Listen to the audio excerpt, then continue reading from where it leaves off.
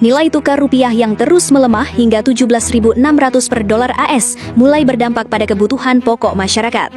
Sejumlah bahan pangan seperti tahu, tempe, hingga mie instan diperkirakan mengalami kenaikan harga dalam beberapa bulan ke depan akibat mahalnya bahan baku impor. Guru Besar Universitas Airlangga, Rahma Gafni, mengatakan komoditas berbahan dasar gandum dan kedelai menjadi sektor paling terdampak. Kenaikan harga impor disebut sudah dirasakan produsen sejak akhir April 2026 dan berpotensi diteruskan ke konsumen. Selain pangan, kenaikan harga BBM non-subsidi juga memicu lonjakan biaya distribusi barang. Dampaknya, harga sayur mayur lokal ikut terancam naik karena ongkos logistik semakin mahal. Dolar naik nggak ada pengaruhnya ke rakyat desa, karena rakyat desa nggak pakai dolar. Ya memang benar sih, makanya saya itu heran ketika lihat berita di TV, berita-berita di kota itu ketika dolar naik, kenapa mereka pada heboh, kenapa mereka pada bingung seakan-akan dunia itu mau kiamat gitu. Kata mereka kalau dolar naik itu akan berimbas kemana-mana. Yang pertama pasti harga bahan pokok naik, harga spare part naik, harga bahan bangunan naik, dan yang terjadi selanjutnya daya beli masyarakat turun, inflasi tinggi, PHK di mana-mana, banyak terjadi pengangguran, dan pasti chaos akan terjadi, banyak kejahatan di mana-mana. Emang semengerikan itu ya? Kalau kami di desa itu nggak ada pengaruhnya seperti itu. Mau dolar naik turun itu nggak ada pengaruhnya. Karena pertama, kami makan itu bukan hasil dari belanja, makanya bahan pokok itu nggak pengaruh ke kami. Kami makan hasil dari berburu, meramu. Terus katanya kalau dolar naik, spare part, harga ongkos itu pasti naik. Lah, kami orang desa itu nggak mikirin seperti itu.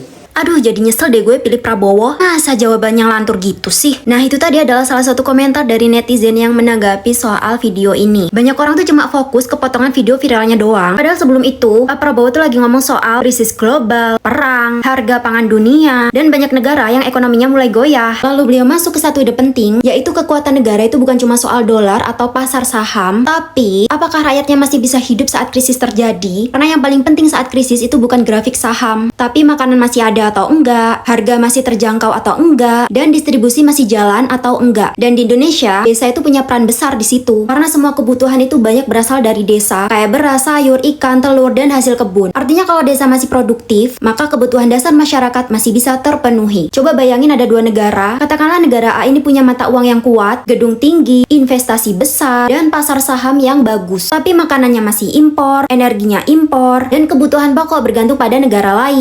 Bener banget nih. Jadi banyak warga mulai ngerasa uang 50.000 sehari kini makin sulit cukup. Anjay, captionnya ribet banget. Jadi intinya gue ngerasa sekarang uang 50.000 tuh kayak uang kecil gitu. Ya 50.000 paling bisa beli ayam sekilo, udah, sama bumbu-bumbu. Nggak bisa sekarang beli telurnya. Kalau kita flashback ke zaman dulu lah, waktu bensin masih 5.000 ya. Beli bensin 50.000 tuh udah bisa untuk bakar motornya sekalian. Kalau menurut kalian gimana nih? Sehari kalian habis berapa? Ya, sedangkan aslinya Bapak itu angka 3. Angka 3 itu apa? Cuman omong-omong, cuman orasi.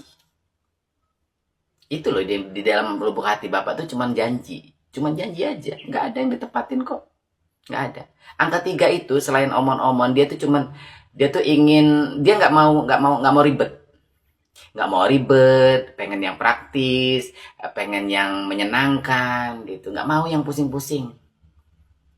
Jadi nggak cocok kalau pengen bekerja keras, pengen disiplin, membangun negara ini yang miskin, itu dengan kepribadian yang nggak mau pusing. Nggak bisa, Pak. Pengen yang praktis, udah gini, udah gitu.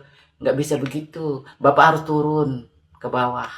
Waduh, kalian sudah melihat beberapa ya komentar terkait dolar naik ya. Pernyataan rakyat di desa nggak pakai dolar kok, itu pernyataan dari Pak Prabowo, Presiden Indonesia untuk saat ini. Dan ini ada beberapa komentar tentunya dari para netizen terkait dolar naik ya, rupiah turun guys. Ya, ini kita lihat seperti apa infonya ya. Buat kalian baru mampir, jangan lupa dibantu subscribe UGKV Reaction supaya kalian nggak ketinggalan update terbaru yang lagi viral tentunya gitu guys ya. Dan kita lihat bareng-bareng infonya dari Prabowo ini dan para netizen. Dan aku ada akun YouTube pertama yaitu Oke Kevin ya, yang ini kan Oke Kevin Reaction. Nah itu yang pertama ada Oke Kevin. Bagi kalian tertarik juga jangan lupa bantu subscribe gitu ya guys ya. Nah ini kita seperti apa infonya guys. Saya tidak pakai dolar, wow. Baru. Jujur sekali beliau. Memang kami orang desa tidak pernah pakai dolar, Pak. Yang biasa pakai dolar itu kau sama menteri-menteri kau yang sering ke luar negeri. Tapi asal kau tahu, biji satu, kami di desa tidak pakai kuda atau babi untuk transportasi. Kami juga pakai motor mobil yang BBM-nya dibeli pakai dolar. Sama menteri kau yang inisialnya B. Waduh, misalnya B itu siapa ya? Waduh. Buat warga Indonesia, lo semua udah tahu belum sisi lain dari Pak Prabowo? Sini deh gue kasih tahu. Mungkin dari lo semua udah pada nonton kan video yang satu ini. Yap, bener banget. Video ini itu adalah dokumentasi dari acara peresmian sekitar 1061 Koperasi Desa Merah Putih. Nah, di situ Pak Presiden Prabowo pastinya berpidato dong. Nah, sebenarnya banyak masyarakat yang mengkritik pidato Pak Presiden Prabowo pas ngomong soal dolar naik. Tenang aja, karena di desa kan nggak pakai dolar. Tapi gue nggak mau bahas itu, friend. Jadi ada satu momen kocak nih, friend. Waktu Pak Prabowo itu manggil menterinya dengan sebutan botak. Lu lihat nih. Rosan! Asik. Tapi enggak, dia udah botak, nggak apa-apa, lu duduk aja lu. Waduh. Tapi nih ya, kalau ngomongin soal Koperasi Desa Merah Putih, sebenarnya ini tuh apa yang ngaruhnya ke kita orang? Jadi dari yang gue baca, simpel lagi nih, friend. Kalau nggak ada koperasi, otomatis warga desa itu ekonominya berjalan secara sendiri-sendiri. Sedangkan kalau ada koperasi, seolah-olah mereka punya alat tempur bareng gitu loh. Gue kasih satu contoh aja ya. Misalnya petani. Dengan adanya koperasi ini, petani nggak perlu jual hasil panennya dengan harga yang murah ke tengkulak. Karena salah satu tujuan dari Kopdes Merah Putih ini adalah melayani jual beli hasil panen warga setempat. Dan Waduh, ya. pastinya itu berdampak ke harga-harga bahan pokok yang lebih murah. Buat sekarang mungkin itu aja yang bisa gue jelasin terkait Kopdes Merah Putih. Nah, ini kita lagi guys. Kalau rupiah hancur katanya Rupiah anjlok terhadap US dollar, bahasnya malah ke rakyat desa. Waduh. masyarakat desa nggak pakai dolar. Pak Prabowo, tolong Pak. Ekonomi secara fundamental itu rakyat juga udah nggak bodoh-bodoh amat, Pak. Tempe, tahu yang kita makan, rakyat desanya makan, itu aja kedelainya impor kita, pakai dolar. Belum lagi pertanian, logistiknya, bahan bakarnya, belinya satuannya pakai dolar. Negara kita aja belum bisa adidaya terkait dengan sektor energi, bahan bakar kok ya masih impor. Tahu konsep petrodolar kan Pak? Ya Bapak kan presiden, tahu lah pasti. Impor BBM aja kita pakai dolar bayarnya. Kalau bilangnya rupiah kita anjlok terhadap dolar itu, masyarakat desa nggak ada kena dampaknya. Ini sebenarnya pembodohan publik atau bagaimana? Itu cuman contoh sederhana, masalah tempe, tahu, dan bahan bakar minyak.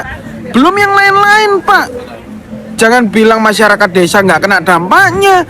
Masyarakat desa mah kena, apalagi yang di perkotaan dan sebagainya. Kan masyarakat Indonesia bukan orang desa semua ya, Pak. Gimana ya? Saya pengen 1 jam aja menjadi malaikat pencabut. Waduh, ya.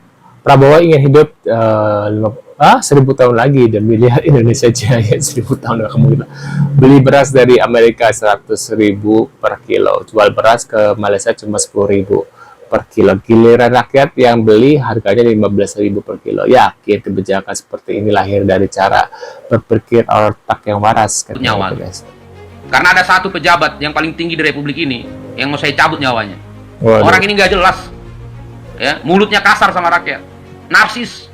Kalau pidato, saya akan tangkap koruptor. Kami sudah berada di jalan yang suci. Tapi giliran rakyat miskin, protes, teriak, kritik, apa dibilang? Mata kau buram katanya. Padahal yang bayar pajak rakyat. Prabowo ini nggak sadar, pengguna pertama dari kebijakan presiden itu adalah rakyat. Udah dikritik bolak-balik, tapi dasar bebal. Makanya saya pengen jadi malaikat pencabut nyawa, guys. Udah itu aja.